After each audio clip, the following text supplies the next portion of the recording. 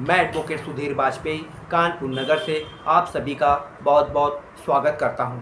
आज मैं आपके समक्ष बहुत ही महत्वपूर्ण जानकारी लेकर उपस्थित हुआ हूं, लेकिन उससे पहले दोस्तों, यदि आपने मेरे चैनल को अभी तक सब्सक्राइब नहीं किया है तब आप प्लीज़ मेरे चैनल को शीघ्र सब्सक्राइब कर लें ताकि कानून की महत्वपूर्ण जानकारी आपको प्राप्त होती रहे।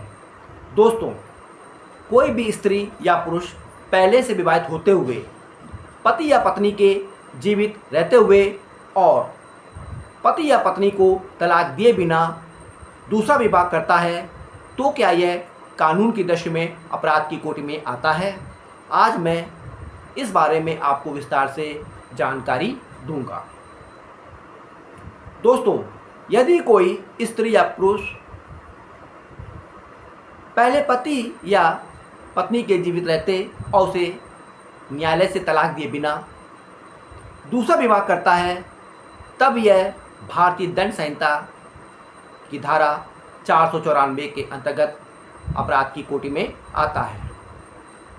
दोस्तों, भारतीय दंड संहिता यानी इंडियन पेनल कोड आईपीसी 1 जुलाई 2024 को समाप्त हो गई है और उसके स्थान पर नवीन कानून भारतीय न्याय संहिता 2023 ने स्थान ले लिया है और भारतीय न्याय संहिता 2023 1 जुलाई 2024 से देश में लागू हो गई है। यदि कोई व्यक्ति पति या पत्नी के जीवित रहते और उससे तलाक लिए बिना दूसरा विवाह करता है, तब नवीन कानून भारतीय न्याय संहिता 2023 की धारा 82 के तहत यह अपराध माना जाएगा और उस व्यक्ति को बाइगेमी यानी द्विविवाह के अपराध का दोषी माना जाएगा और भारतीय न्याय संहिता की धारा 82 के तहत उस पर कार्रवाई हो सकती है और उसे सजा हो सकती है। अब मैं आपको भारतीय न्याय संहिता की धारा 82 क्या है इस बारे में आपको जानकारी दूंगा। धारा 82 भारतीय न्याय संहिता पति या पत्नी के जीवन काल में पुनः विवाह करना।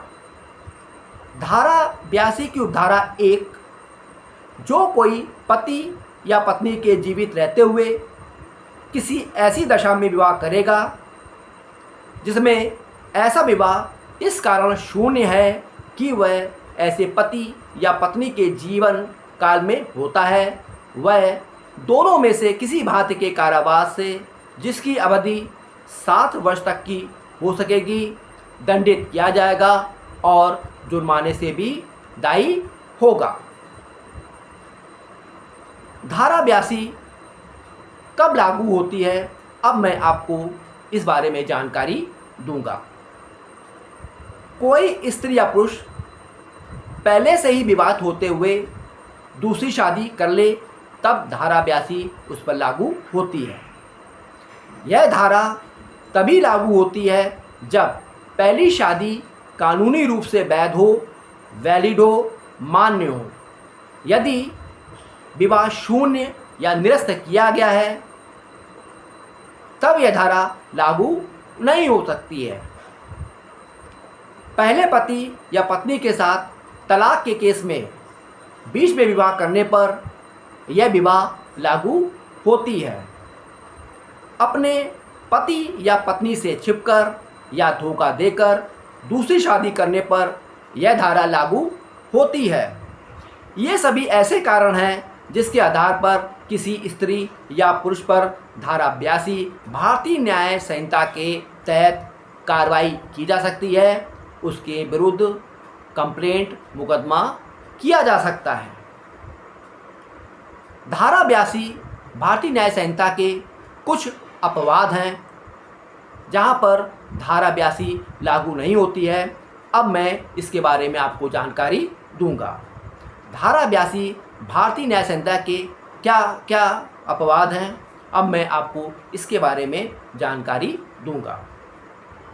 इस धारा का विस्तार किसी ऐसे व्यक्ति पर नहीं है जिसका ऐसे पति या पत्नी के साथ विवाह सक्षम अधिकारिता के न्यायालय द्वारा शून्य घोषित कर दिया गया हो।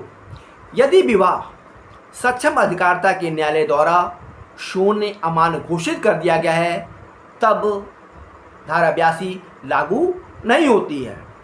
इसके अलावा यह धारा किसी ऐसे व्यक्ति पर लागू नहीं होगी जो पूर्व पति या पत्नी के जीवन काल में विवाह कर लेता है। यदि ऐसा पति या पत्नी उस पश्चातवर्ती विवाह के समय ऐसे व्यक्ति से 7 वर्ष तक निरंतर अनुपस्थित रहा हो और उस काल में ऐसे व्यक्ति के बारे में ना सुना गया हो और ना ही उसके जीवित होने के बारे में कोई जानकारी हो, यानी पूर्व पति या पत्नी दूसरा विवाह करने के समय 7 वर्ष तक लगातार गायब हो और उसका कोई पता नहीं चला हो, उसके बारे में कोई जानकारी नहीं हो और ना ही उसके बारे में किसी ने सुना हो कि वह व्यक्ति कहाँ पर है, तब यह धारा लागू नहीं होती है। अब मैं आपको एक महत्वपूर्ण तथ्य के बारे में बताऊंगा और यह महत्वपूर्ण तथ्य है कि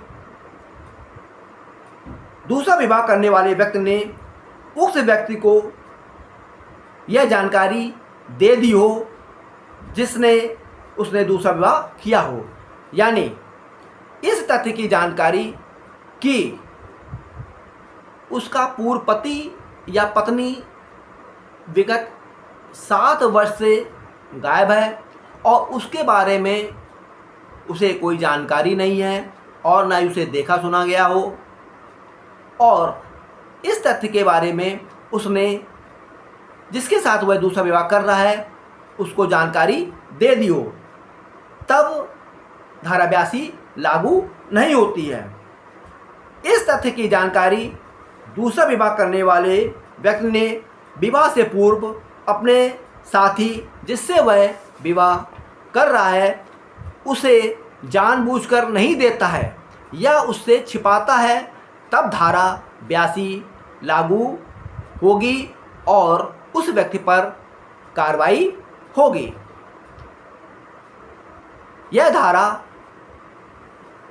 मुस्लिमों पर लागू नहीं होती है, यानी धारा 82 भारतीय न्याय संहिता मुस्लिमों पर लागू नहीं होती है। यदि कोई व्यक्ति मुस्लिम धर्म से ताल्लुक़ रखता है तो उस व्यक्ति पर उसकी पत्नी के जीवित रहते दूसरी शादी करने पर इस धारा के तहत कोई कार्रवाई नहीं की जा सकती है। यह धारा हिंदू, सिख, जैन, बौद्ध पर लागू होती है, मुस्लिमों पर लागू नहीं होती है, क्योंकि मुस्लिम को अपने पर्सनल लॉ के मुताबिक एक से अधिक शादी करने का अधिकार है। इसके अलावा यह धारा शेड्यूल्ड ट्राइब यानी एसटी वर्ग के व्यक्ति पर लागू नहीं होती है। उनकी मान्यताओं के अनुसार यदि 2 शादी करने का रिवाज या कस्टम या ट्रेडिशन है तो वह दूसरी शादी कर सकते हैं, जो किसी प्रकार का अपराध नहीं है और दूसरी शादी करने पर उनके खिलाफ धारा 82 भारतीय न्याय संहिता के तहत कोई भी कार्रवाई नहीं की जा सकती है और वहाँ पर धारा 82 भारतीय न्याय संहिता लागू नहीं होती है। धारा 82 न्याय संहिता के अंतर्गत शून्य विवाह का क्या अर्थ है, अब मैं इसके बारे में आपको जानकारी दूंगा। धारा 82 के अनुसार शून्य विवाह ऐसे विवाह को कहा जाता है जो प्रारंभ से ही शून्य या अमान्य नल एंड वॉइड माना जाता है। एक शून्य विवाह का यही अर्थ होता है कि वह विवाह प्रारंभ से ही मान्य नहीं होता है और यदि व्यक्ति दूसरी शादी करता है और उसकी पहली शादी शून्य है तब धारा 82 भारतीय न्याय संहिता के तहत दूसरे विवाह करने का अपराध नहीं बनता है और उस पर धारा 82 लागू नहीं होगी और उस पर कोई कार्रवाई नहीं की जा सकती है। भारतीय न्याय संहिता की धारा 82 किस श्रेणी के अपराध में आता है, अब मैं आपको इसके बारे में जानकारी दूंगा। धारा 82 भारतीय न्याय संहिता असंज्ञेय अपराध यानी नॉन कॉग्निजेबल ऑफेंस की श्रेणी में आता है। इसके साथ ही धारा 82 जमानती अपराध यानी बेलेबल ऑफेंस है। इस धारा के मामलों में पुलिस आरोपी के खिलाफ सीधे FIR दर्ज नहीं कर सकती और समान परिस्थितियों में आरोपी को गिरफ्तार भी नहीं किया जा सकता है। इस मामले में पीड़ित व्यक्ति न्यायालय में प्रथम श्रेणी मजिस्ट्रेट के समक्ष परिवाद यानी कंप्लेंट केस दायर कर सकता है। धारा 82 की उपधारा 1 के तहत द्वैध विवाह के अपराध में आरोपी पति या पत्नी को दोनों में से किसी बात के कारावास से जिसकी अवधि 7 वर्ष तक की हो सकती है सजा हो सकती है और वह जुर्माने का भी दायी होगा। धारा 82 की उपधारा 2 के तहत जो कोई अपने पूर्व विवाह की बात उस व्यक्ति से छिपा कर करेगा जिससे वह दूसरा विवाह कर रहा है, तब वह दोनों में से किसी बात के कारावास से जिसकी अवधि 10 वर्ष तक की हो सकती है दंडित किया जाएगा और जुर्माने का भी दायी होगा। यहाँ पर मैं आपको एक महत्वपूर्ण जानकारी देना चाहूँगा। यदि कोई व्यक्ति अपने पति या पत्नी के जीवन काल में उसे तलाक दिए बिना दूसरी शादी करता है और दूसरी शादी से उसकी संतान होती है, तब क्या ऐसी संतान जायज़ मानी जाएगी या नाजायज़ मानी जाएगी? जब कोई व्यक्ति पहले पति या पत्नी के जीवन काल में उसे तलाक दिए बिना दूसरी शादी करता है, तब दूसरी शादी अमान्य नल एंड वॉइड शून्य मानी जाएगी। किंतु ऐसी शादी से यदि कोई संतान होती है तब ऐसी संतान जायज़ मानी जाएगी, उसे नाजायज़ नहीं माना जाएगा और ऐसी संतान को समस्त अधिकार पिता की संपत्ति पर प्राप्त होंगे। अब मैं आपको यह जानकारी दूंगा कि जब धारा 82 भारतीय न्याय संहिता के तहत परिवाद यानी कंप्लेंट केस मजिस्ट्रेट के समय प्रस्तुत किया जाता है, तब सबूत का भार किस व्यक्ति पर होता है? जब धारा 82 भारतीय न्याय संहिता के तहत मजिस्ट्रेट के समक्ष परिवाद यानी कंप्लेंट केस किया जाता है, तब सबूत का भार परिवाद यानी कंप्लेंट दायर करने वाले व्यक्ति पर होता है, यानी पीड़ित व्यक्ति पर सबूत का भार होता है कि वह युक्त संदेह से परे यह साबित करे कि आरोपी ने उसके जीवन काल में उससे तलाक लिए बिना दूसरा विवाह हिंदू रीति रिवाज के अनुसार कर लिया है और इस तथ्य को साबित करने पर ही उस व्यक्ति को यानी आरोपी को अभियुक्त को दंडित किया जा सकता है। और यदि पीड़ित इस तथ्य को साबित नहीं कर पाता है तब आरोपित को दंडित नहीं किया जा सकता है। तो दोस्तों, मैंने आज आपको यह जानकारी दी कि यदि कोई पति या पत्नी